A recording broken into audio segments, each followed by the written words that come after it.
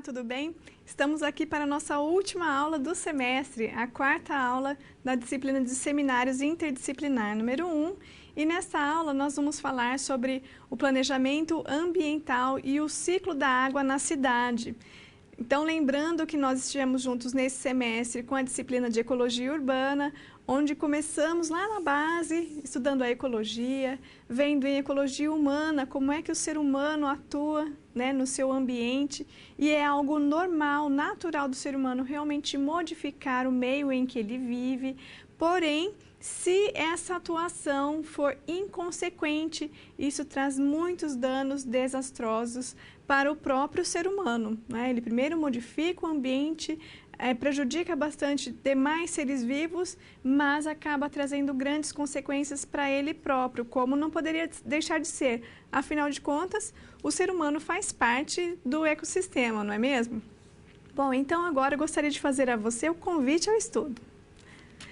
Lembrando então que nós temos um canal de comunicação. Quem estiver falando conosco pelo Skype, utilize o endereço rodrigo.shimazaki ou então utilize o chat, dependendo do canal que você tem conosco, tá bem? Agora sim o convite ao estudo.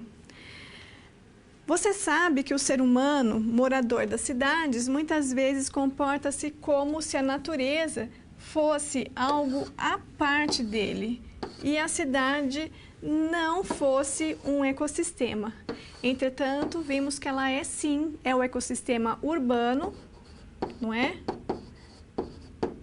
E lembrando que um ecossistema, ele é formado por 3 elementos: os elementos bióticos, ou seja, os seres vivos, os elementos abióticos, ou seja, os seres não vivos, e o fluxo de energia que ocorre por meio da alimentação, ou seja, a cadeia alimentar, certo? Mas esse comportamento aqui do ser humano, considerando-se um ser à parte da natureza e esquecendo que a cidade é um ecossistema, traz grandes consequências, grandes e graves consequências aqui, como eu ia dizendo inicialmente. E algumas dessas consequências relacionam-se justamente com o ciclo da água, que é o tema desta nossa aula. E traz muitos problemas para as cidades, entre os quais nós podemos citar as fortes enxurradas, as inundações e os deslizamentos de terra. Sabendo que a água é indispensável para a manutenção da vida no planeta Terra, inclusive, claro, do próprio ser humano, você já pensou nas maneiras como interferimos no ciclo da água nas cidades, ao ocuparmos os espaços causando todos esses transtornos? Existem medidas que podemos tomar para reduzir os efeitos das chuvas nas cidades? E a urbanização afeta a qualidade da água? São 3 questionamentos sobre os quais nós vamos trabalhar ao longo dessa aula. Mas para que nós possamos ter embasamento, nós vamos retomar alguns conteúdos que já vimos durante a nossa disciplina e depois vamos ver algumas possíveis soluções arquitetônicas e urbanísticas para essa questão aí da interferência humana sobre o ciclo da água e também sobre a qualidade da água que nós temos. Voltemos ao quadro. Vamos lembrar aqui sobre este conceito, paisagem. A paisagem é a porção do espaço perceptível ao observador, ou seja, aquela porção que nós, observadores, percebemos. Entretanto, ela também é a combinação de fatores visíveis e invisíveis, como, por exemplo, entre os fatores bióticos existem os micro-organismos. Além disso, se nós pensarmos no ecossistema, o outro fator, que é o fluxo de energia, este também não pode ser visível, não é? E muitas vezes nós realmente não somente não vemos a energia passar, como nós não percebemos que animais se alimentam de outros ou que seres se alimentam de outros. Entretanto, eles fazem parte, não é? Tudo isso faz parte dessa paisagem. E o que nós percebemos é o resultado global das interações que ocorrem nos ecossistemas que compõem a paisagem. Vamos ver agora duas imagens de paisagens bastante distintas. Aqui à esquerda, uma paisagem rural. O que nós vemos, qual é a porção que nós enxergamos? Uma árvore isolada, um maciço de árvores mais atrás, essa parte aqui com um gramado mais ralo. Mas nós não vemos, por exemplo, se existem animais aqui nessas árvores, vivendo, se alimentando, o mesmo aqui nesta relva. Não vemos aqui, sob esse gramado, se existem alguns insetos, se existem minhocas, não vemos nada disso. Não sabemos também se aqui está úmido ou não, se por acaso nessa porção que tem um gramado um pouco mais alto, se é um terreno alagadiço, a não ser que nós cheguemos mais perto e possamos constatar. E o mesmo ocorre nas cidades. Observe aqui que é uma grande cidade que se perde ao longe, lá na linha do horizonte. Ao longe nós vemos apenas pequenos pontos em que podemos verificar uma edificação ou outra, enquanto as mais próximas são um pouco mais visíveis. Porém, nós mal conseguimos ver, por exemplo, as ruas, né? O sistema viário, as pessoas que ali vivem, outros animais. Então veja que uma paisagem, ela muitas vezes, ou melhor, ela sempre, né, comporta muito mais do que nós podemos observar. E, consequentemente, muitas vezes nós não conseguimos perceber os resultados das nossas ações, a não ser quando esses resultados são mais fortes, são maiores, como nós citamos anteriormente, problemas de grandes enxurradas, de alagamentos. Mas, antes que isso ocorra, o que é que o ser humano fez que acaba tendo essa consequência lá na frente? Nessa paisagem, como é que nós atuamos? É algo a se pensar, não é mesmo? Vamos voltar agora ao quadro e lembrar agora sobre a paisagem urbana, que é sobre o que nós vamos nos debruçar aqui. Ela se compõe basicamente de 3 grupos físicos. O primeiro deles é o sistema viário, composto por ruas, avenidas, rodovias, calçadas, vielas. Também os espaços construídos, que como nós vimos na imagem anterior, é o que predomina, né, visivelmente nas paisagens. E existem também os espaços livres. Alguns também podem ser vistos nas cidades, mas como nós vimos naquela imagem anterior e que ocorre muito aqui no Brasil, existe um predomínio dos espaços construídos sobre os espaços livres. Mas isso traz grandes consequências e nós vimos nas aulas de ecologia urbana o quanto as áreas livres são importantes para a cidade, para a qualidade de vida do ser humano nessa cidade. De que maneiras? Bom, nós sabemos que a vegetação é essencial. Ela auxilia para que nós tenhamos qualidade do ar, porque a vegetação vai filtrar o ar que nós respiramos. Também a vegetação vai contribuir com o sombreamento das cidades, então vai reduzir a temperatura, consequentemente reduzir os fenômenos das ilhas de calor. Além disso, ainda tem a vantagem de permitir a infiltração da água no solo, evitando que haja muita água escoando superficialmente, gerando muitas consequências ruins para este ambiente urbano, certo? Bom, então antes que nós possamos entrar exatamente sobre essa questão do fluxo, ou melhor, do ciclo da água na cidade, nós vamos retomar um outro conceito que nós vimos em ecologia urbana, que é o conceito da matriz, das manchas e dos corredores. Vamos ao quadro. Você deve se lembrar desse esquema sobre o qual nós falamos durante nossas aulas. No caso das cidades, a matriz é a própria cidade. Por quê? ela é a porção predominante, certo? Então, a matriz é a porção predominante sobre a paisagem. As manchas são todas aquelas partes que são diferentes dessa matriz em porções menores. No caso da cidade, vamos considerar aqui nesse quadro como sendo este quadrado aqui a matriz. E as porções mais escuras são as manchas, que vamos considerar aqui as áreas verdes de uma cidade, tá bem? O que pode ser também apenas remanescentes também de uma grande área de cidade, supondo São Paulo, não é?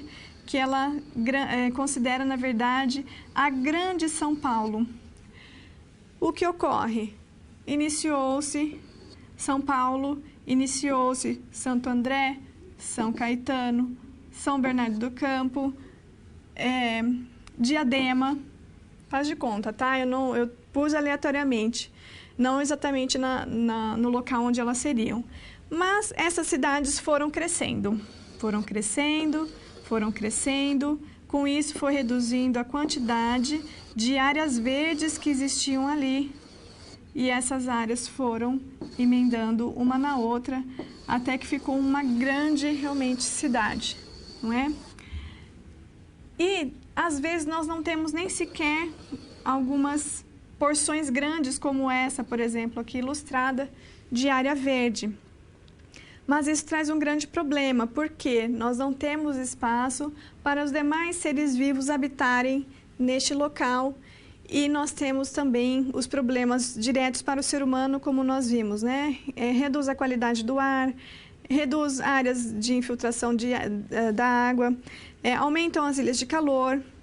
Além disso, tem um outro problema. Muitas vezes nós não temos esse tipo de conexão que aqui está ilustrada, que são os corredores verdes, que interligam as manchas e permitem que as espécies circulem de uma área para outra, o que permite o deslocamento de genes. Então, uma família de determinada espécie animal está aqui e outra nesta outra porção. Se não há essa conexão, essa espécie vai se reproduzir apenas dentro da própria família. Isso traz um enfraquecimento pela proximidade de genes mais frágeis, certo? Então, muitas vezes leva à extinção dessa espécie, o que não ocorre se tiver como se relacionar com outras famílias, tá?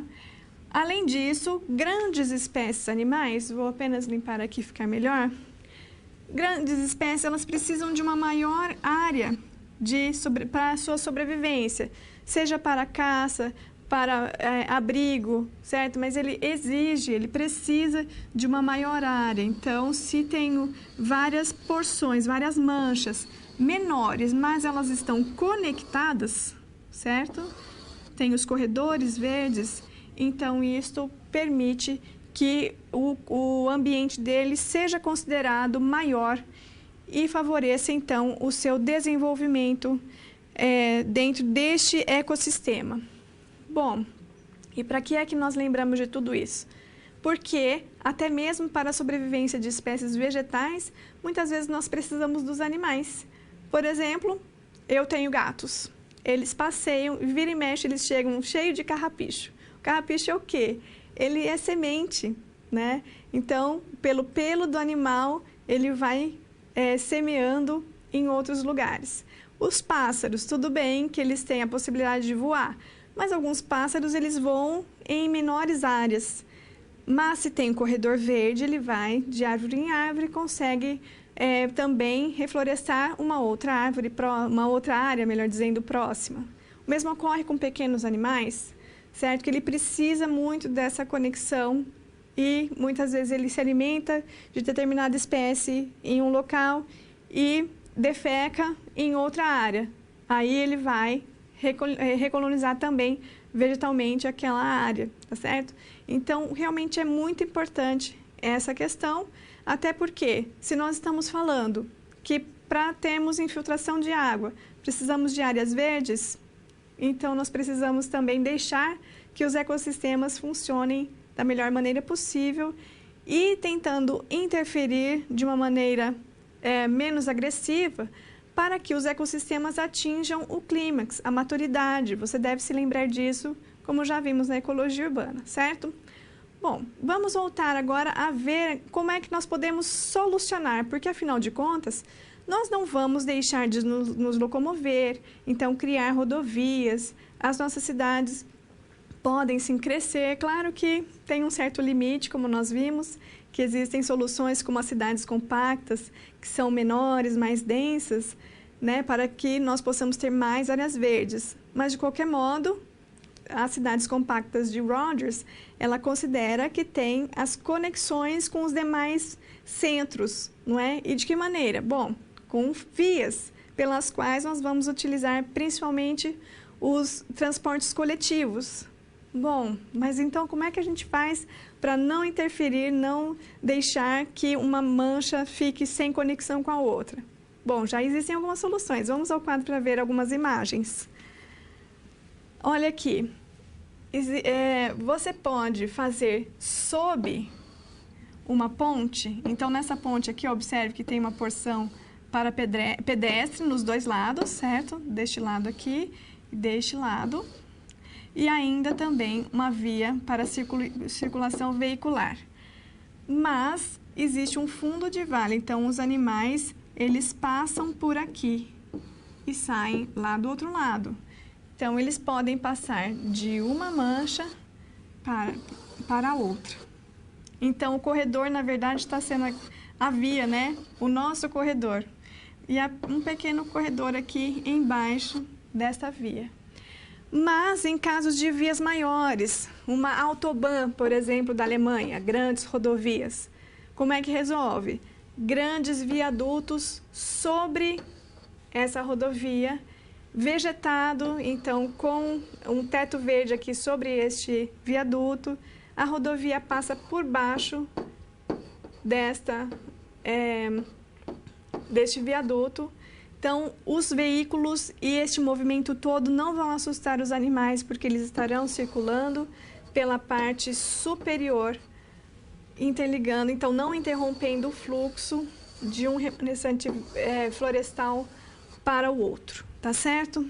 Então, você, arquiteto e urbanista, com certeza na sua atuação profissional, terá oportunidades de desenvolver até outras maneiras, de forma mais criativa, às vezes, do que essas, certo? Para tentar realmente atuar sim, deixar que o ser humano se desenvolva sim, mas sempre procurando manter os ecossistemas o mais intocados possíveis, sem alterar, então, a possibilidade de que eles cheguem na maturidade, certo? Bom, então agora nós já começamos a falar da manutenção, lembramos como é que ocorre nos ecossistemas e o ciclo de água nisso, professora. Vamos ver como é que ele funciona primeiro.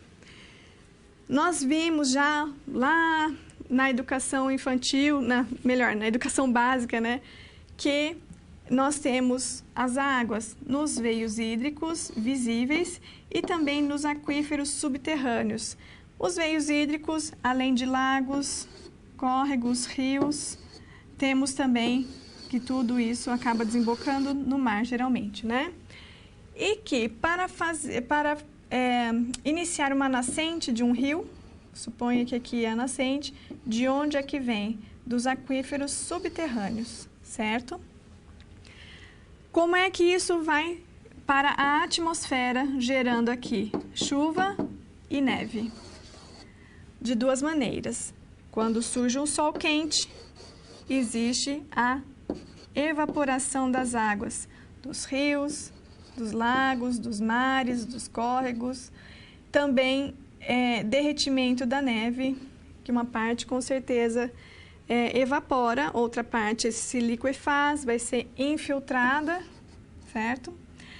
Mas também os animais e o próprio ser humano vai transpirar.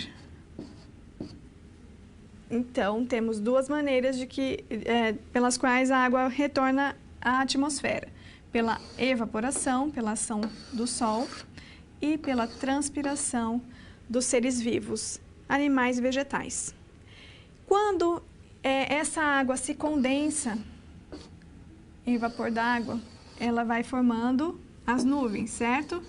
E quando as nuvens ficam muito densas, ocorre a precipitação em forma de chuva e neve. Quando essa água cai, ou a neve, além de cair depois, ela derrete, ocorrem duas coisas: o escoamento e a infiltração. Vou apagar aqui para ficar um pouco mais limpo. Então, o escoamento, como é que ele se dá?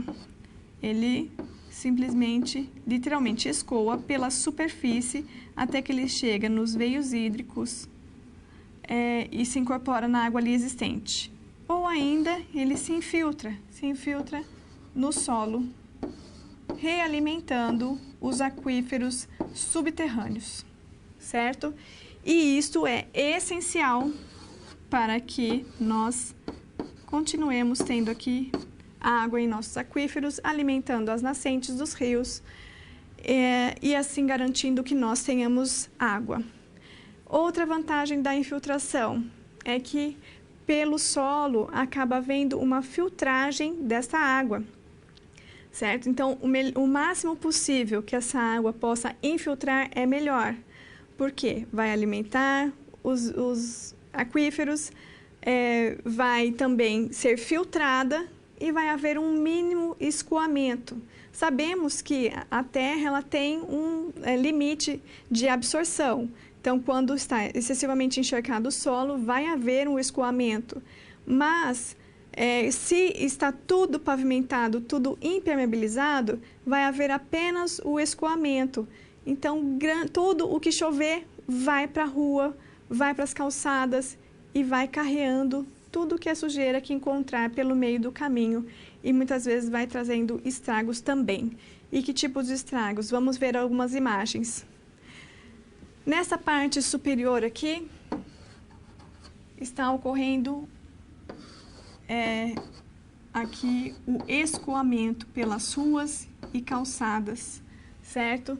Porque tem excesso de impermeabilidade nesse solo.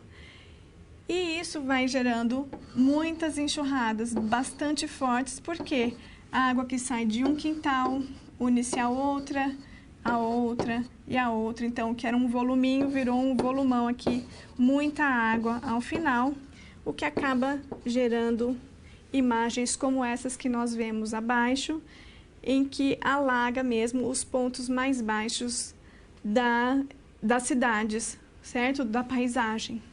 Então, nós devemos realmente primar pela infiltração, reduzindo a quantidade de água, escoando superficialmente pela superfície da pavimentação, tá certo? Vamos falar então um pouco sobre a permeabilidade do solo, porque nós precisamos respeitar o ciclo da água, permitindo que ela se infiltre. Então, é necessário deixar grandes porções do solo permeável. Alguns exemplos de soluções são as áreas verdes com o solo permeável, e isto inclui os nossos quintais particulares, tá certo? Não podemos pensar apenas lá fora, mas lembrar que nós também somos parte da solução, não apenas como profissionais, certo? Como cidadãos também. Outra solução, outro exemplo de solução é o asfalto permeável. Então, ao invés de usar este asfalto que nós utilizamos, existem algumas possibilidades aqui de pavimentação permeável, e nós vamos ver daqui a pouco também até uma pesquisa da USP. Outra solução para cidades, as calçadas ecológicas, que também permitem infiltração de parte das águas das chuvas. E isso tudo aqui, olha, é encontrado onde? Nos espaços livres das cidades. Lembrando que aqui o asfalto e as calçadas, ou melhor, as ruas e as calçadas, fazem parte do sistema viário de uma cidade. E as áreas verdes são os espaços livres que podem ser de uso público ou privado. Ok?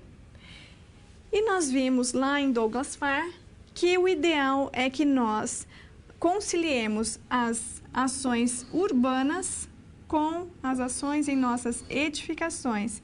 Então, em nossas edificações, o que nós podemos fazer? Um exemplo é o telhado verde.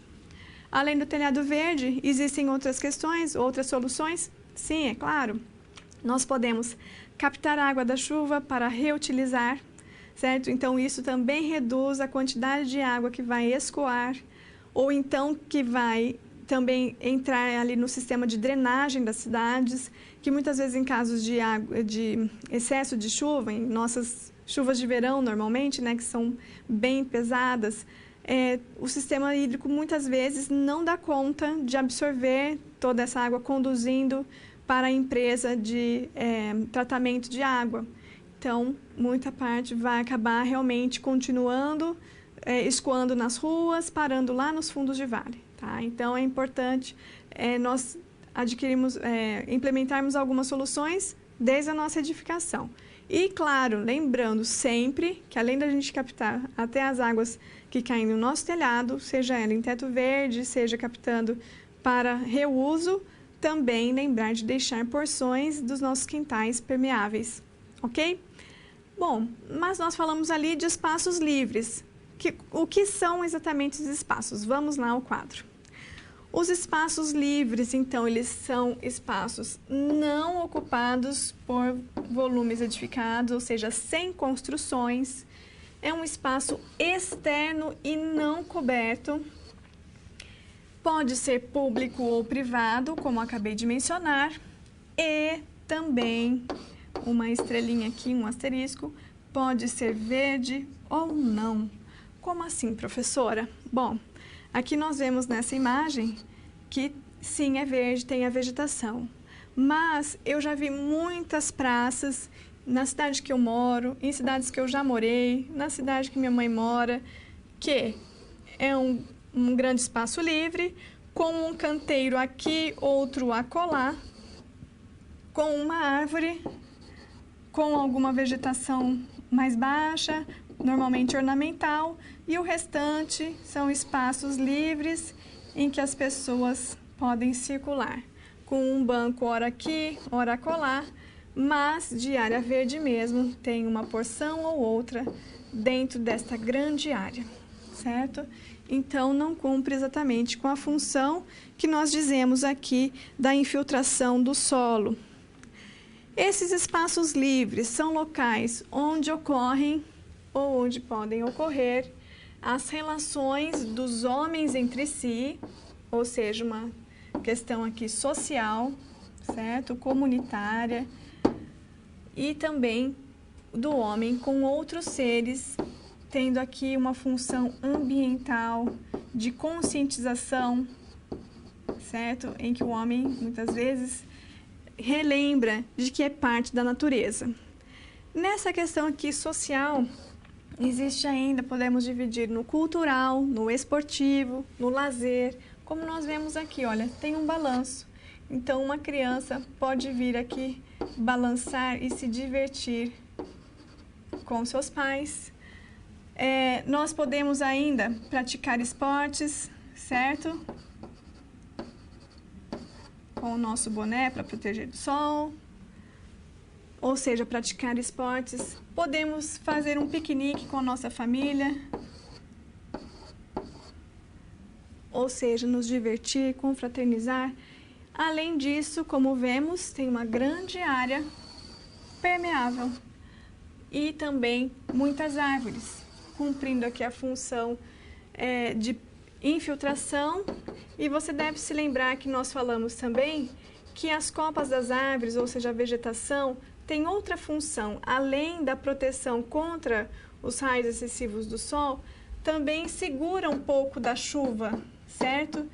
E isso faz com que a água chegue ao solo de maneira mais progressiva, diferente de uma área como esta aqui, que é um grande lago, inclusive aqui todo pavimentado, então já não deixa que a água infiltre, né? Mas toda a chuva que cair vai direto nesse solo, Mas aqui não. Se nós temos chuva, uma parte dessa água vai ficar retida aqui pelas copas das árvores e também maciços vegetais e vai deixar com que essa água chegue de uma maneira mais devagar mesmo.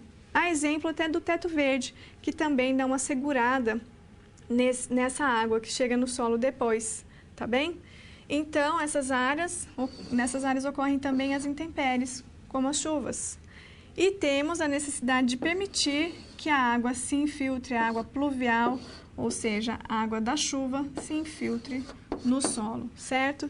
Então, há duas funções importantes dos espaços livres. É importante para garantir o ciclo da água, mas é importante também para a qualidade de vida do ser humano, certo? Bom, existem desses espaços, eles podem ser divididos em públicos ou privados, como vimos. E os espaços públicos são chamados de ELUPs, espaços livres de uso público. São áreas normalmente vegetadas e acessíveis a todos. Portanto, serve a todo o público realmente ou deve servir, né? Estes espaços são repassados compulsoriamente aos municípios brasileiros quando ocorrem os loteamentos, certo? Então, quando existe o parcelamento do solo, ou seja, existe um loteamento, junto da aprovação, existe o repasse dessas áreas para o poder público.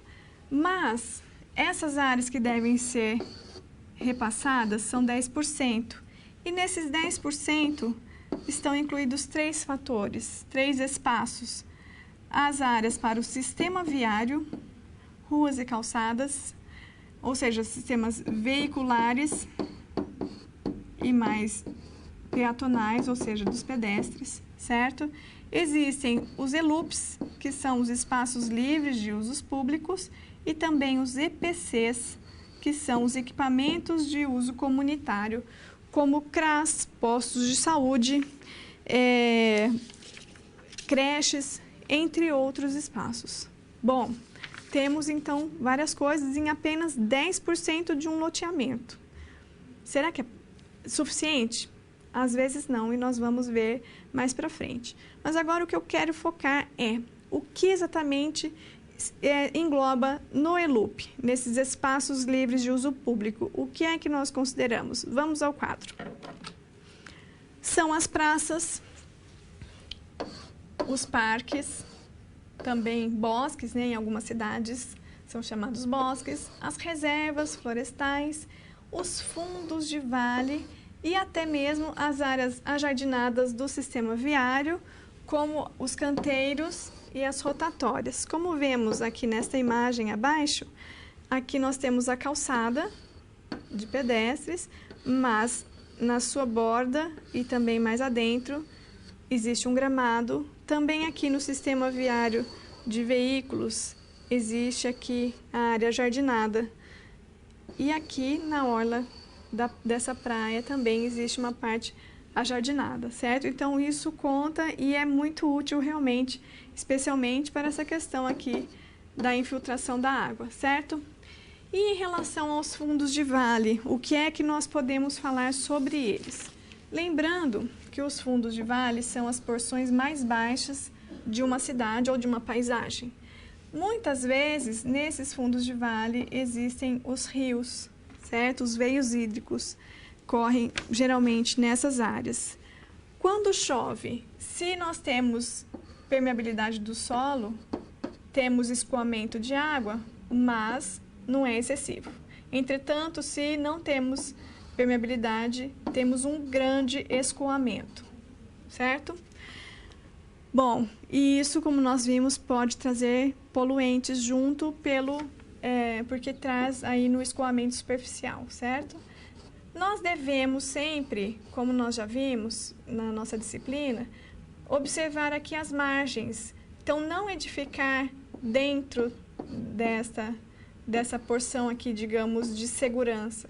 Caso contrário, se nós edificarmos aqui, quando ocorrer uma grande chuva, ou então for a época de cheia, vai acontecer de alagar esse fundo de vale e então nós temos os chamados desastres socioambientais, certo? Entretanto, essa cheia do rio aqui é um fenômeno natural, certo? Por que que isso ocorreu, então, esse desastre socioambiental? Pela falta de observância do ser humano, pela ocupação aqui em áreas indevidas e pelo excesso de pavimentação das edificações, ou melhor, dos terrenos e também dos sistemas viários. Então, vejam como realmente é muito importante nós observarmos isso e lembrarmos, né, de todo esse sistema, como é que funciona tudo isso, para que nós possamos evitar esses problemas desastres, né, socioambientais, se nós observarmos, então, os fenômenos naturais. Como é que eles ocorrem? O que é que nós precisamos? No caso da água, nós precisamos, sim, de áreas permeáveis para que a água se infiltre no solo, então tenha menos água para escoar superficialmente.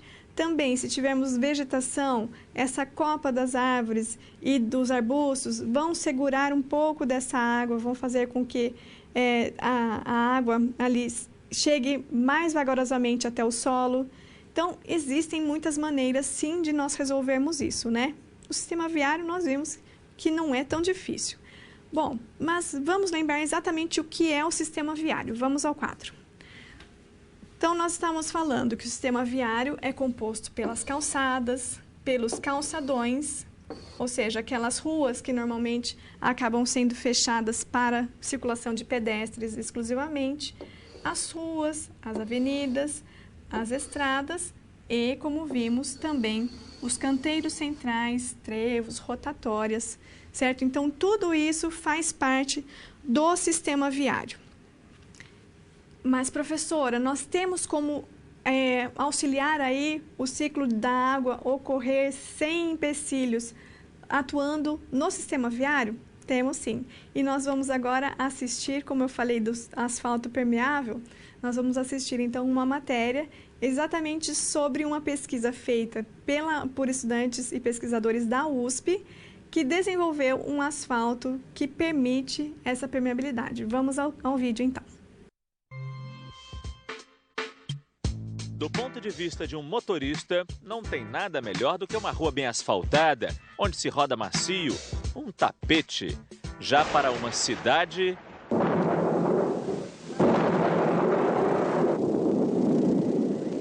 É aí que percebemos o problema. O tal tapete não deixa a água penetrar no solo. Começa formando poças, que acabam nos engolindo em alagamentos. Mas então, o que fazer numa cidade grande? O trânsito cada vez mais pesado nos leva a regiões cada vez mais asfaltadas. E aí, o que era margem de rio e absorvia a água das chuvas se transforma em pista de rolamento. Por isso, viemos conhecer a pesquisa desse professor do Departamento de Hidráulica da Universidade de São Paulo. Estuda a água, os mecanismos de uma enchente e depois de muita pesquisa, ele viu que a solução poderia estar exatamente no vilão. O asfalto seria um aliado para evitar o alagamento.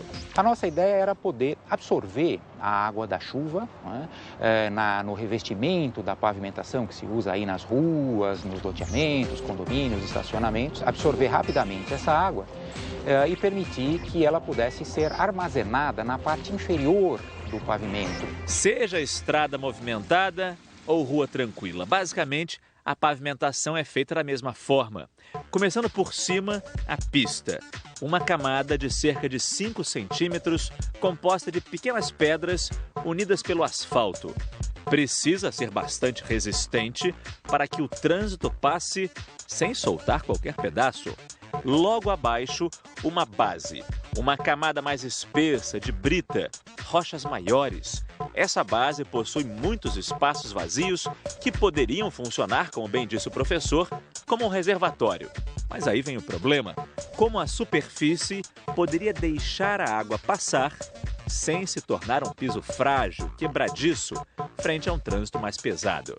Entrou em cena o Laboratório de Tecnologia de Pavimentação da própria USP, ligado à Engenharia de Transporte. Aqui, unindo pedras, cal e asfalto, que serve de liga na mistura, foram produzidos diferentes pisos. Todas essas misturas asfálticas passaram por testes. Assim nasceu a CPA, camada porosa de asfalto. O asfalto absorvente é feito com pedras maiores, para que haja vazios entre elas. O projeto prevê até 25% de espaço para a água infiltrar. O que eu quero mostrar aqui é exatamente a amostra de asfalto que absorve água e a que não absorve água, que é feito desses materiais mais de diferentes tamanhos e que é mais compacto. Nesse aqui, que a gente percebe que tem mais espaço, esse asfalto aqui, em que a água penetra, ele é tão resistente quanto este asfalto aqui, que as pedrinhas são mais juntas, mais coladas. Ele pode ter uma resistência boa, desde que se use um asfalto, que vai compor aí junto com as pedras, um asfalto bom. Com maior resistência, um asfalto com polímero, um asfalto com borracha. Então, em geral, nós utilizamos outros materiais que ajudam nessa maior resistência. A coluna você não sabia, mas já existe. É, antes de tudo, desconfiada. Por isso, a gente trouxe até aqui a USP esse caminhão-pipa. E com o auxílio dessa mangueira, a gente vai ver se realmente o piso, é ou não absorvente, é ou não capaz de receber todo esse volume d'água aqui. Vamos jogar aqui, simulando uma chuva aqui. Segundo o professor, pode ser uma chuva de fim de tarde, uma chuva bem forte, típica das regiões tropicais que atingem as grandes cidades brasileiras. A gente está encharcando aqui o solo. E agora vamos tirar aqui para ver se essa água é ou não absorvida. Pode me ajudar aqui, chefe? Muito obrigado. Repare que rapidamente as pequenas poças d'água que havia aqui desaparecem. É interessante que fica só a impressão de que realmente está molhada a pista. Ela fica úmida, né? Exato, o asfalto está úmido, mas a água não empoçou e já sumiu, exatamente. Quer dizer, o volume de água que a gente jogou aqui, que tenha sido, sei lá, 3.000 litros d'água em cerca de 10 minutos. Em quanto tempo essa água vai cair, digamos, no córrego, no rio ou na rede de água pluvial? Bem, ela vai levar cerca de 2 horas ou até mais, 3 horas para começar a sair daqui, tá certo? E depois ela vai para o nosso sistema de drenagem aqui. Eu não saberia dizer exatamente esse tempo, mas só para sair da base do pavimento vai levar umas 2 horas ou mais. A gente vai agora fazer o teste num pedaço de terreno que não tem esse asfalto poroso, não tem esse asfalto especial. Vamos tentar então. Deu um coice aqui. Vamos jogar bem errado aqui, ó. A água está empoçada aqui. Repare só, nesses pontos. E o mais importante, veja o caminho que a água está fazendo, seguindo o declive da rua, indo em direção ao bueiro. Para o professor, aos poucos, em cada obra de recapeamento que fosse feita nas grandes cidades, poderia ir se trocando o asfalto velho por esse impermeável. Assim, em alguns anos, teríamos uma ferramenta a mais para combater o inimigo que tem hora certa para chegar.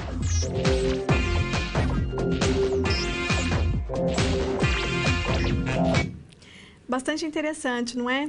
Então, uma maneira que, nossa, imagina quanto que nós temos de rua nas cidades. Então, teríamos grandes áreas de absorção. Mesmo que tenha 25% de absorção das águas, de qualquer modo, já reduziu e muito a quantidade de água que vai escoar superficialmente, não é?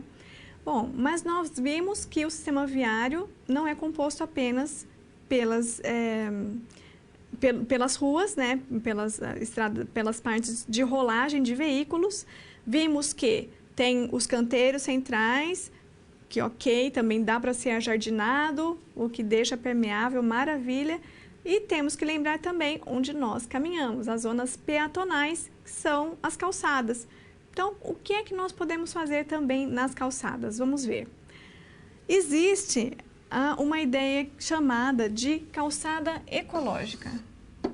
E ela é dotada de uma faixa de grama e também de piso permeável, tá certo? E isso permite que a água se infiltre, reabastecendo os lençóis freáticos, retém resíduos para reduzir, então, a poluição difusa. Lembrando que aqui poluição difusa são folhas, poeira e lixo, tá certo? E isso tudo é carreado, ou seja, ele é levado pelas águas, e isso é a chamada poluição difusa. Além disso, também leva à redução de enxurradas, o que resulta em menos inundações, menor sobrecarga do sistema de drenagem da cidade. Então, lembrando que também, muitas vezes, infelizmente, nossos bueiros estão entupidos, então mais um problema, né? Tá certo? E também, mais uma vantagem, é o menor desgaste do asfalto pelo excesso de água sobre as vias. Lembrando, então, que quanto mais forte estiver escoando a água, mais ela tem a capacidade de erodir o solo, seja ele natural ou não, certo? Por isso que, inclusive, também, onde é área não asfaltada, não permeável, é importante ter capas de vegetação para que as raízes da vegetação também segurem ali, impedindo que haja erosão do solo, certo? Porque tudo isso que é levado pela água acaba caindo nos veios hídricos. Portanto, isso tudo leva à redução do assoreamento dos corpos hídricos. E o que é isso, professora? O assoreamento. Caso você não se lembre, o assoreamento é quando as águas levam muitos dejetos para dentro dos rios, principalmente terra, poeira, e que se acumula no fundo dos leitos, deixando ele mais raso.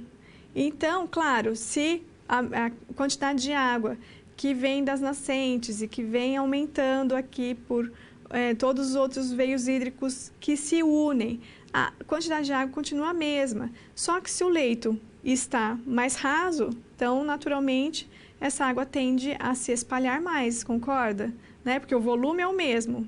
Então, se reduziu a profundidade, tem que aumentar a largura aqui de assentamento dessa água. Também trazendo outros problemas. Então, uma área que antes era seca estará molhada. Quando vierem mais chuvas, então, vai ter que ter mais área ainda para acomodar toda essa água que chega aos fundos de vale, certo? Então, realmente é bastante interessante o máximo de soluções possíveis que nós possamos implementar e de maneira conjunta, certo? Lembrando sempre disso. Então, na sua casa, deixa lá bastante área permeável. Por exemplo, em Londrina, a legislação exige 20% de área permeável dentro das edificações, ou melhor, dentro dos lotes privados, ou qualquer um, né? Na verdade, dentro dos lotes, sejam eles públicos ou privados, 20% não pode ser edificado e tem que estar permeável. Só que muitas vezes a pessoa aprova, termina a sua edificação, vai lá na prefeitura, requer o habite-se, que é um documento que assegura que você realmente finalizou a obra, ok, está pronta para ser habitada, por isso habite-se. Depois as pessoas, vai sujar a minha edificação, imagina, eu tenho criança, tenho cachorro, tenho gato, vai lá, mexe na terra e vai vir para dentro para sujar tudo. Então, cimenta tudo. Meu Deus, e essa água toda que tinha que se infiltrar nesse seu jardim, vai para onde? Para as ruas. Bom, tudo bem, tem asfalto e a calçada ecológica. Será que dá conta de tudo isso? Então, o máximo de soluções juntas, integradas possíveis, melhor. Lembrando mais uma vez de FAR, que diz que nós devemos fazer as soluções urbanas e as soluções edificadas, todas juntas, para que nós consigamos atingir a meta de termos cidades sustentáveis, ok? Bom, vamos ver agora, então, um exemplo de calçadas ecológicas. Vamos a um vídeo. E E verão é sinônimo de sol, calor e chuva. É quando começam as preocupações com as enchentes, principalmente nas grandes cidades como São Paulo.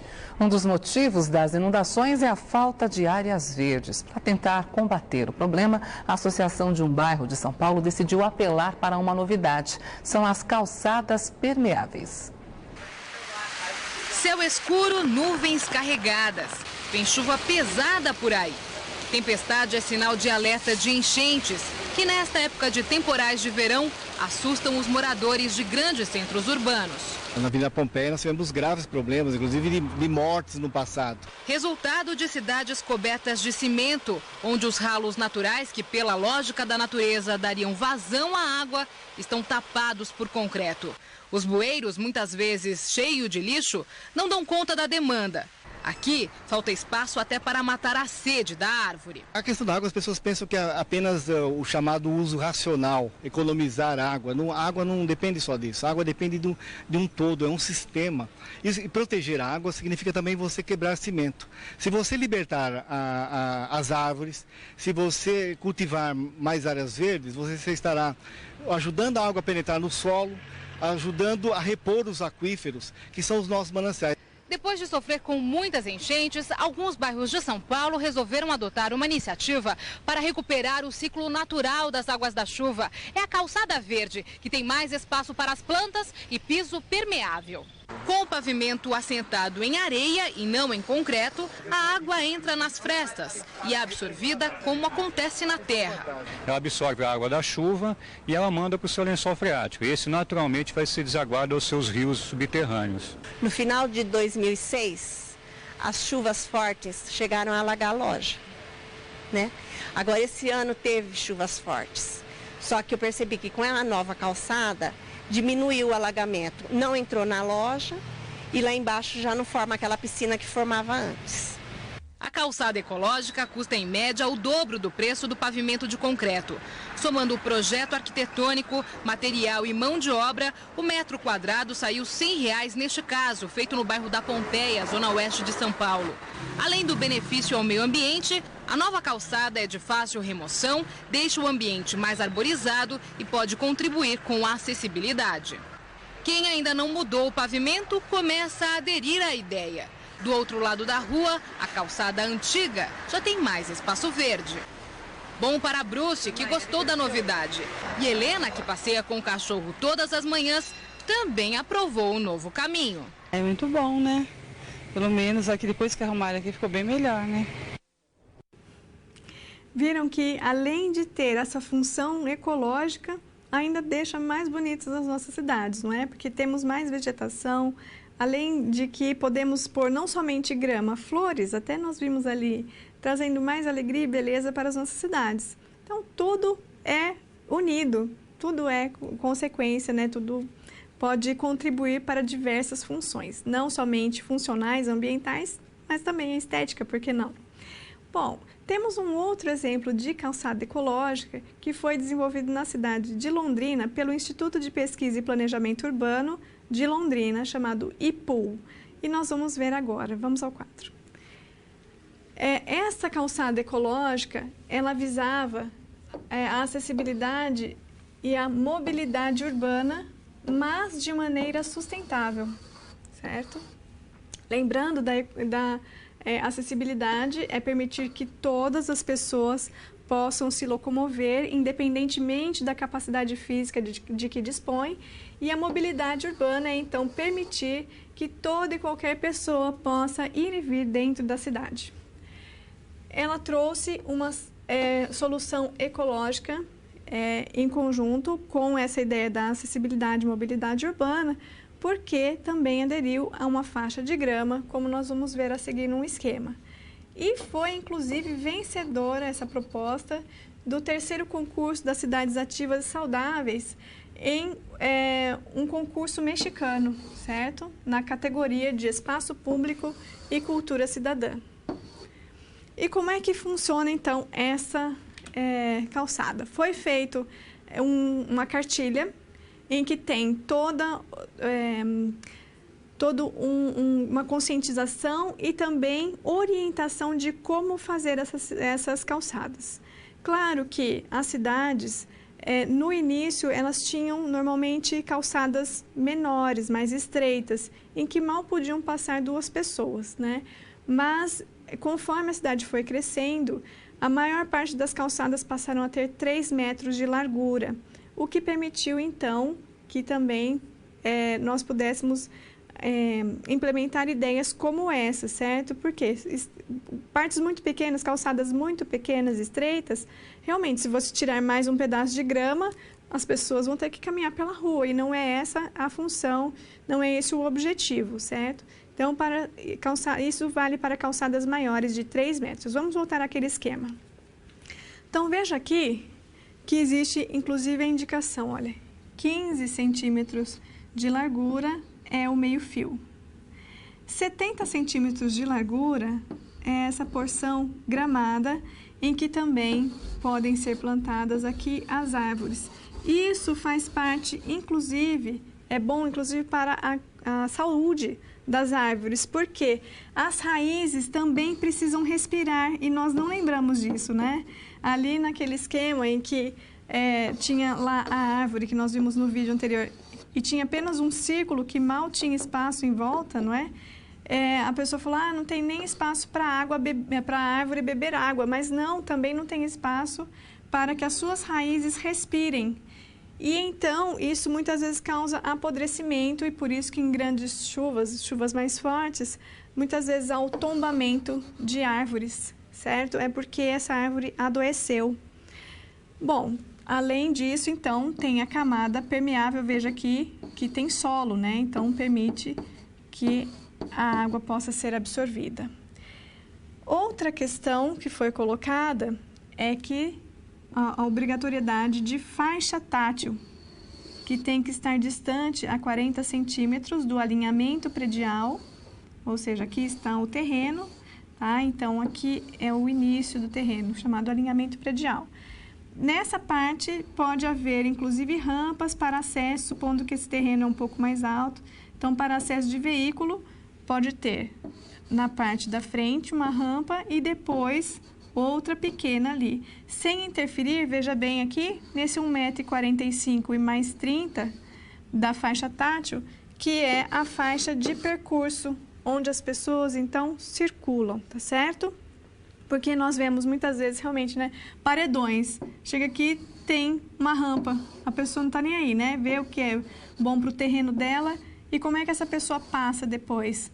Não é possível, não é? Ela vai acabar tropeçando, não vai conseguir passar. Limpando aqui um pouco,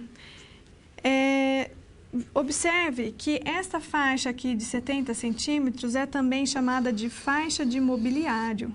Por que isso? Vejamos num esquema. Temos o alinhamento predial, a faixa tátil, 1,45 m da faixa de percurso, aquela área gramada e os 15 centímetros aqui do meio-fio, que tem aqui a curvatura, inclusive, né, que é o escoamento da água. Ok, então aqui temos a grama, temos as árvores, ok. Mas onde é que eu tenho que acessar a minha edificação? Eu interrompo isso, inclusive pode ser um pouco rampado, certo? Sem afetar, veja bem aqui, ó, a área do percurso, tá? Posso ter outra rampa aqui, para acessar ali a minha edificação, mas sem interferir na área de percurso e na faixa tátil. Ok, continuo aqui com uma parte gramada, mas eu tenho um ponto de ônibus e um orelhão, um telefone público. Ok, então nessa parte vou pavimentar, de preferência com pavimento permeável, ponho lá o telefone público e também o ponto de ônibus para proteger as pessoas. Veja então que eu tornei essa área também pavimentada, certo? Depois vai continuar para lá e vai estar gramado. E nós temos um grande ganho, então, de área de absorção. Supondo que você tem um terreno de 13 metros de frente e você pode tirar 3 metros para acesso do veículo, tá? Pelo menos aqui em Londrina é assim. 3 metros no máximo é a área que pode ser, a metragem que pode ter a guia rebaixada para acesso de veículos. O restante tem que estar com o meio-fio normal. Ok, o restante, olha, não tem um ponto de ônibus, um orelhão, nada em frente à minha edificação. Então, esses outros 10 metros por 70 centímetros tem a minha área gramada. Que maravilha, são 7 metros quadrados de área de infiltração. Além disso, vamos lá ao quadro para uma tela verde, aqui só para fazer o esquema, tá? Temos lá os 15 centímetros, aqui aquela área gramada de 70, a área de circulação, faixa tátil aqui, suponha que aqui então é o piso permeável, o alinhamento predial. Primeiramente, normalmente tem aqui 2 a 3% de inclinação, então a água vai escoar. Então, tudo que era folha, pedaço de papel amassado, qualquer coisa que tivesse aqui vai ser escoado e vai ficar nesta área. Não vai, portanto, escoar lá no meio-fio, tá bem? E, além disso, então, ficou aqui a poluição difusa e absorvi água. Nesse setor aqui, eu também posso deixar gramado. Então, liberando a faixa tátil e mais a faixa de percurso, eu posso gramar também essa parte aqui, tá? Então, mais um tanto de área permeável mesmo, tá? Para ter absorção de água. Assim como nós vimos naquele vídeo, né? Em algumas calçadas ali, havia 2 faixas de grama, o que também é muito positivo, tá certo? Bom, nós vimos aqui até agora os espaços de uso público. E como é que nós podemos aplicar em uso privado? Vamos ao quadro. Existe uma iniciativa chamada cohousing, aqui no Brasil chamada colares. Estranho, né? Não é colar de usar no pescoço, não. São co e lar, lares no plural de lar. É um exemplo do uso coletivo e sustentável. Lembrando que a sustentabilidade é você utilizar os recursos do meio ambiente para atender às gerações atuais humanas, lembrando-se de permitir que as próximas gerações também tenham como se sustentar, tá certo? Então, essa iniciativa, ela prioriza 3 princípios fundamentais: o ambiente, a sustentabilidade, como nós falamos, e a comunidade. Então, a maneira de você viver em comunidade, em conjunto com outras pessoas e de maneira sustentável e ecológica. O primeiro projeto cohousing no Reino Unido chama-se Lilac. Inclusive, você pode pesquisar mais na internet para ver. Então, veja, como se fosse um condomínio residencial. Temos aqui alguns edifícios, certo? Tem até algumas pessoas aqui que vocês podem ver. E tem uma grande área de uma horta comunitária. Isso traz a vantagem de que as pessoas podem conviver para cuidar dessa horta, para plantar. Também, claro, vai ter uma área de convívio social dessas pessoas. Elas vão dividir a produção dessa horta. Então, vai reduzir a quantidade de alimentos que elas vão ter que trazer de outros lugares, interferindo em outros ecossistemas. E também podem, inclusive, adotar o sistema de compostagem neste mesmo local, que faz, então, o ciclo total da matéria. Lembra-se do ciclo da matéria? Na produção, e depois ela vai se decompor, vai virar adubo, pode ser usado ali mesmo, naquela horta. Então, fecha o ciclo dentro daquele mesmo ambiente. Então, evita emissão de poluentes pelo transporte de alimentos ou de excessos. Claro que não vai ser tudo produzido ali, mas uma grande parte já pode ser produzida no mesmo local em que você habita. Não vai ter também a exportação de matéria para outros ecossistemas, se adotar o sistema de compostagem dentro também desse mesmo local, certo? Então, tem várias vantagens de adotar esse tipo de coisa. Ah, professora, mas eu não me dou bem não com esse negócio de viver com muitas pessoas. tudo bem. Dá para fazer isso numa escala menor na sua própria casa. Ter um espaço lá para plantar os principais temperos, alguns alimentos, uma alface, alguns tomates, né? Então, evita um pouco de você ter que se locomover para adquirir esses alimentos e mesmo o transporte desses alimentos. Pode fazer a compostagem em sua própria casa, e isso é possível sim, que eu posso afirmar que eu mesma faço também, e em pouco espaço que tem. Então, há diversas possibilidades de nós fazermos, mesmo em pequenos espaços. É claro que, se você se une a outras pessoas, então é mais fácil de nós termos uma abrangência maior. Na cidade de São Paulo, está tendo já iniciativas como essa, mas sem ser em ambientes, em condomínios, co-housing como este exemplificado ali. Mas uma praça que estava ali abandonada, as pessoas se apropriam, cuidam, reservam uma parte também como horta, sabe? Ampliam a área de vegetação. Isso faz com que esse local seja mais movimentado. Então, lembra-se que o Rogers fala muito disso, né? Quanto mais pessoas estiverem circulando, se apropriando dos espaços, mais vai ter gente vigiando, e então traz maior segurança também para a sociedade. Além de que, se estamos utilizando um espaço verde, tornando-o mais verde, ainda vamos favorecer aqui o ciclo da água também, melhorando também a qualidade dessa água, porque vai estar infiltrando e filtrando esta água.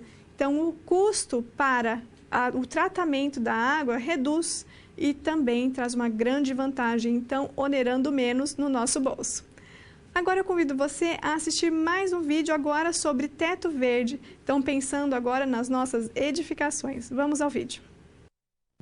Você sabe o que é telhado verde? Fique sabendo. O telhado verde é uma técnica usada na arquitetura para cobrir casas e prédios com plantas e árvores. Pode parecer estranho, mas o telhado verde oferece muitas vantagens. A técnica consiste em aplicar uma camada impermeável sobre a cobertura da casa e depois cobrir com terra e plantas.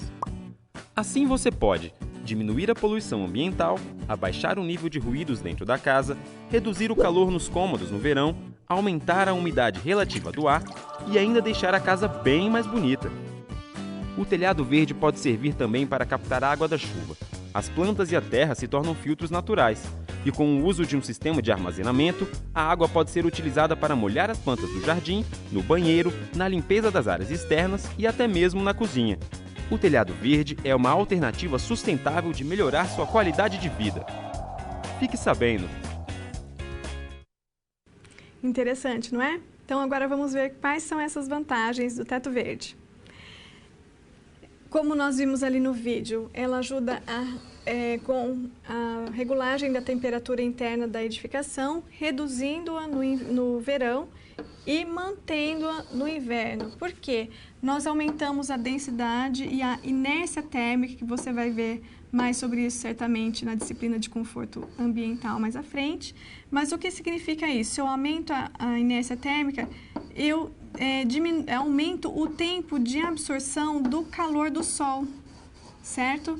Então, de dia continua fresco e à noite, quando o sol se põe, essa temperatura estará chegando dentro do ambiente e, de qualquer forma, um pouco mais reduzido também.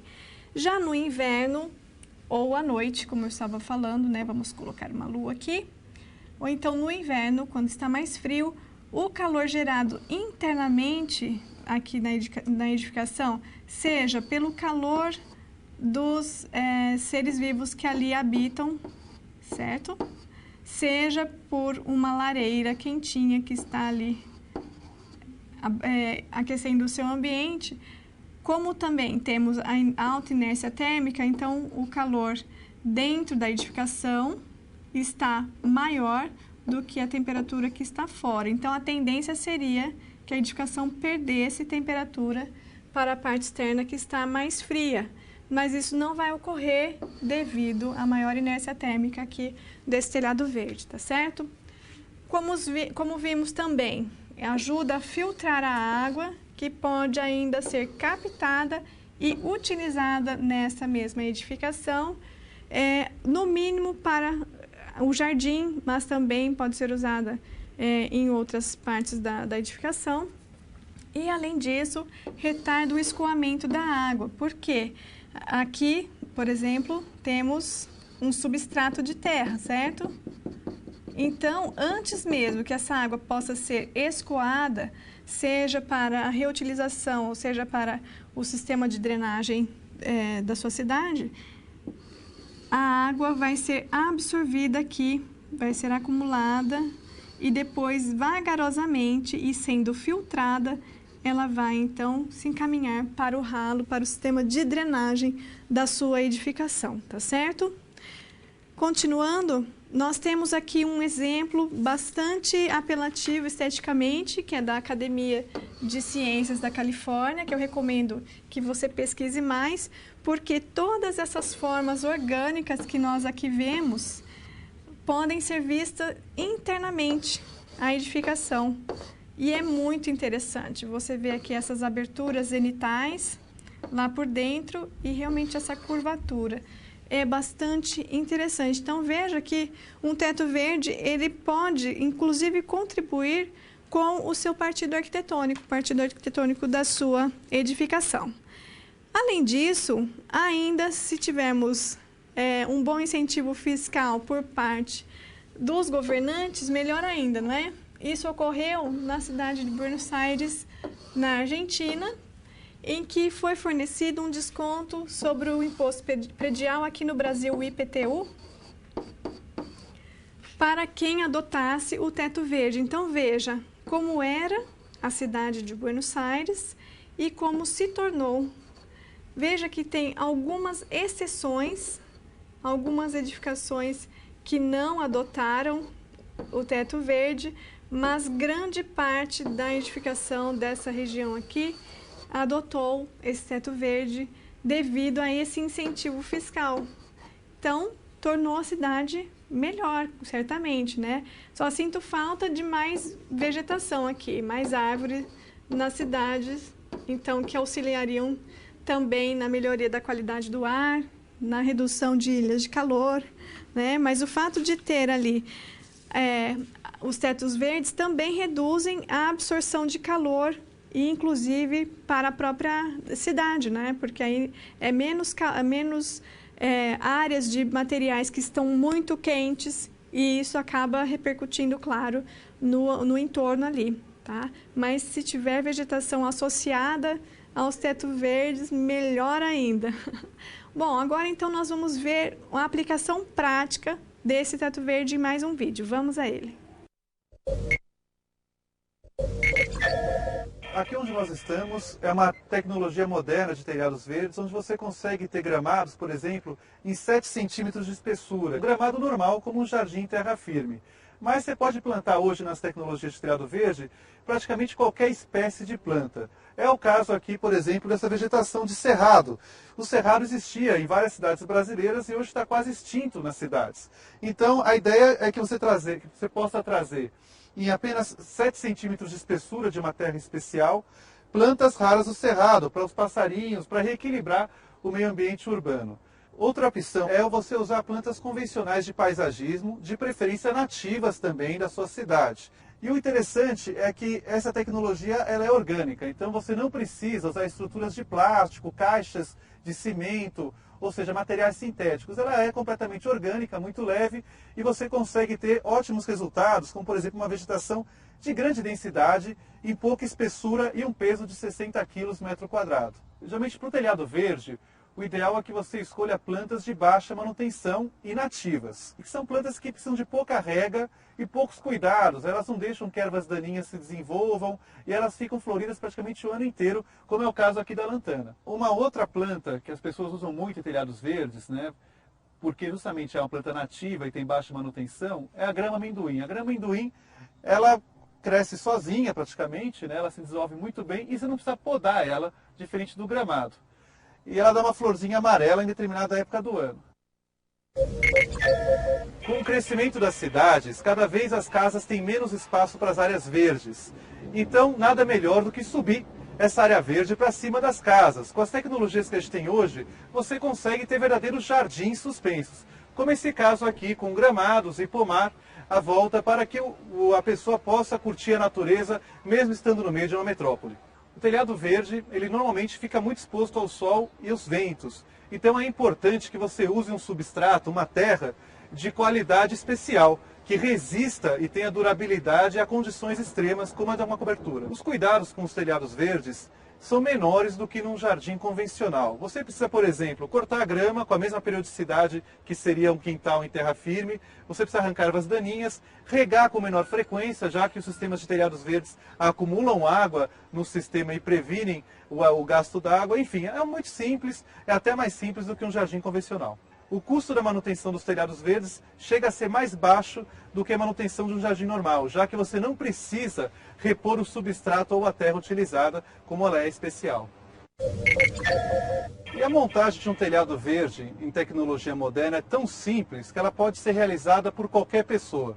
Na nossa empresa, por exemplo, a gente faz muitas vendas para as pessoas que montam sozinhas em casa a sua cobertura verde. Tudo que você precisa é ferramentas como essa, uma faquinha de cozinha, um rodinho e mais nada mais. Por quê? Você pega esse substrato, que é a terra especial, e vai espalhar ele sobre a superfície a receber. No caso aqui é uma laje com essa mantinha, esse bidim, e só. Você faz isso e usa a vegetação convencional de mercado. O local para receber o telhado verde não tem que ter nenhum tipo de complicação. Esses produtos eles são feitos para obras já existentes, inclusive. Então aqui no caso, tudo que a gente precisa é de uma laje que esteja impermeável para as águas da chuva, coisa que qualquer laje impermeável tem que ter. Então quando a água da chuva ela cai em um sistema de telhado verde como esse, o que acontece é que essa chuva ela é levada pelo substrato até as partes mais baixas do jardim, onde ela fica acumulada o suficiente para diminuir a rega das plantas. O que sobra é levado para essa manta, que chama manta geodrenante, que ela conduz a água até o ralo para ela ser reutilizada no prédio e outras finalidades. A regra principal é que quanto mais fino o telhado verde for e com a maior vegetação, melhor ele é. Por quê? A gente precisa de sistemas que sejam leves e que ao mesmo tempo tenham vegetação de grande porte. Quanto maior a vegetação, mais qualidade de vida e saúde pública ela traz para a cidade. Então nesse sistema aqui, o jardim começa em 4 centímetros de espessura. Aqui onde eu estou pisando agora, ele vai ter 10 centímetros. Por quê? Porque é um gramado feito para as pessoas pisarem como se fosse uma praça normal em terra firme. Muitas vezes o preço de um telhado verde ele é menor do que você fazer um telhado com telhas convencionais, por exemplo.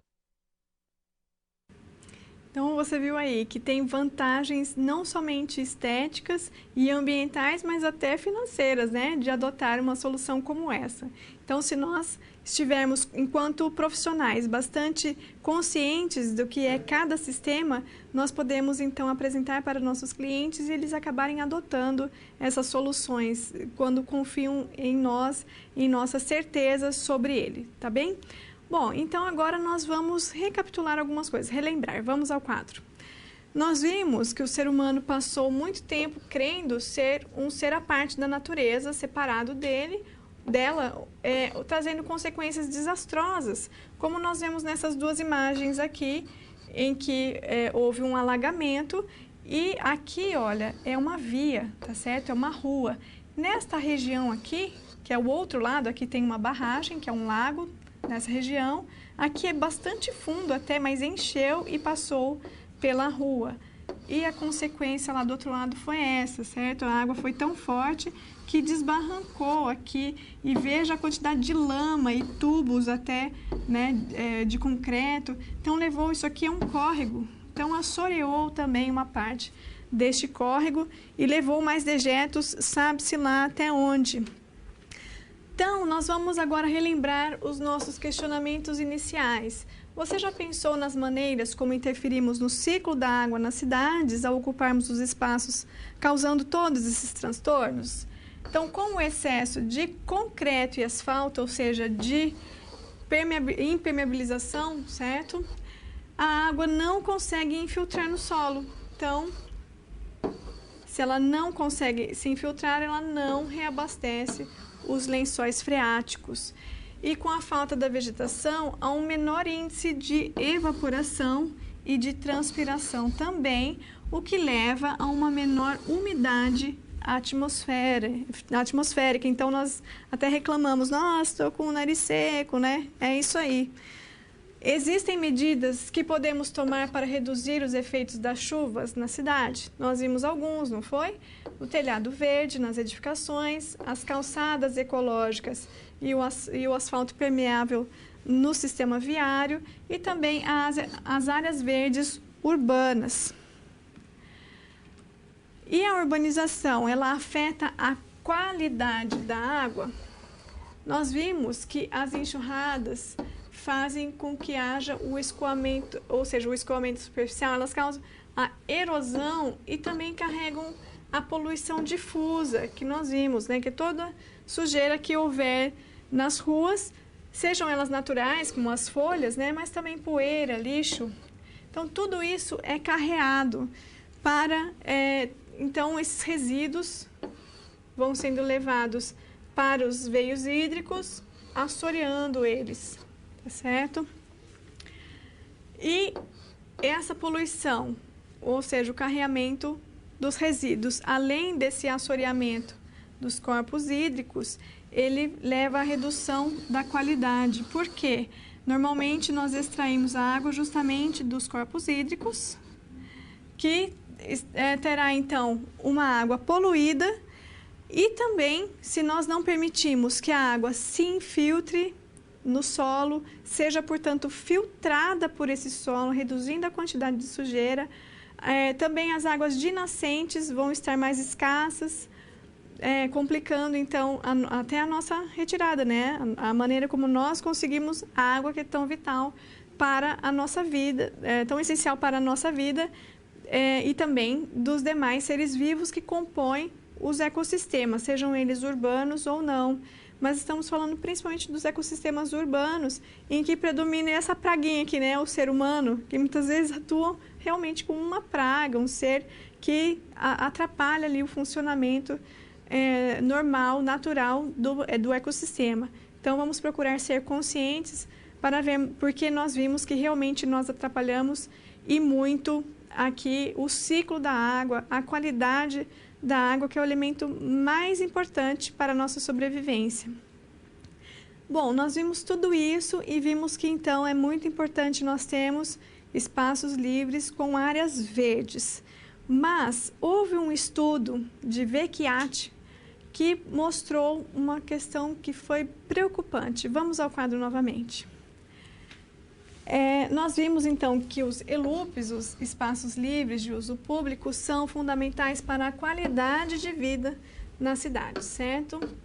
Principalmente aqui do ser humano. Eles fazem parte da vida pública cotidiana, afinal de contas, são os parques, são as praças, e se relacionam aos fatores sociais, estéticos, de lazer e ambientais também das cidades. Entretanto, esses ELUPs estão sofrendo uma redução, ou seja, nós estamos tendo uma perda de ELUPs para os EPCs, equipamentos de uso espaços públicos comunitários, equipamentos públicos comunitários, melhor dizendo, e também para outros usos. Esses outros usos, infelizmente, são inclusive usos privados. Esses espaços que são públicos estão indo para iniciativas privadas de maneira irregular.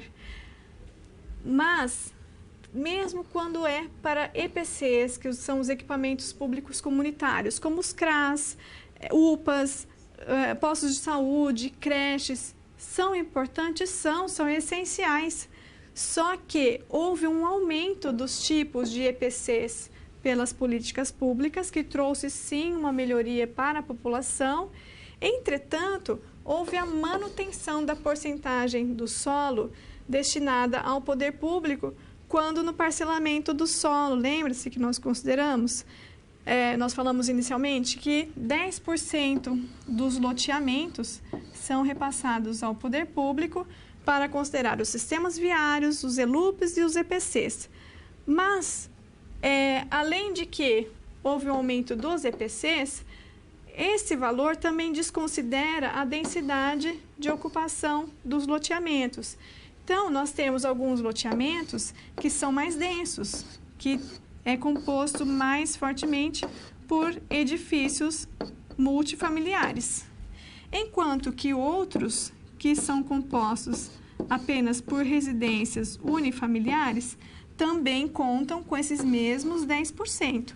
Mas nesses loteamentos aqui, nós não temos muito mais pessoas precisando de espaços públicos, de equipamentos comunitários para serem atendidos?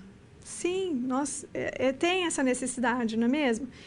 Então, nós temos que até ir à luta mesmo por isso. Foi uma constatação muito importante dessa pesquisadora e que nós vimos, olha, se é importante ambientalmente que nós tenhamos os espaços públicos, é importante socialmente para esportes, lazer, cultura e confraternização das pessoas, convívio social, os equipamentos públicos são importantes, são essenciais também, sabe? Para a saúde, para a educação, para atendimento à população.